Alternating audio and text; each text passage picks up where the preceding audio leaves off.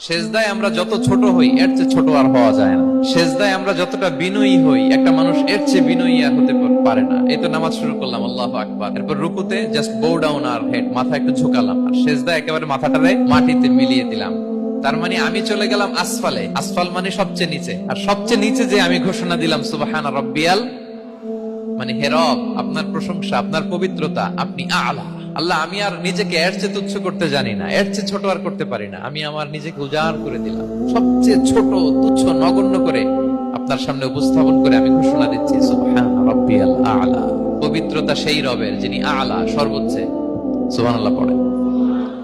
তাহলে সিগনিফিকেন্সটা বুঝতে পারছেন কেন বিষ্ণু ইসলাম এটা পড়তেন সুবহানা রাব্বিয়াল আলা? কারণ আমি থাকি সবচেয়ে আসফালে, নিচে, আর তখন আমি ঘোষণা দেই glory be to Allah the most high, the most high, the most high, আলা। আল্লাহ, আমি একেবারে নিচে, কিন্তু তুমি হচ্ছে আলা। মজার ব্যাপার হচ্ছে সেজদায় আপনি যত নিচেই থাকেন না কেন, মাথা নাক নিচে করে ফিসফিস করে যাই বলেন না কেন, এটা মুহূর্তে আল্লাহর আরশে চলে যায়। আপনি নিচু হবেন কিন্তু কথা চলে যাবে আল্লাহর আরশে।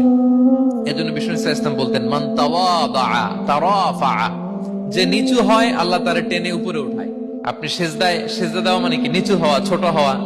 তো বিষ্ণু ইসলাম বলেছেন বেশি বেশি সেজদা দাও, তাহলে আপনার মর্যাদা সম্মান বাড়াই দিবে কে?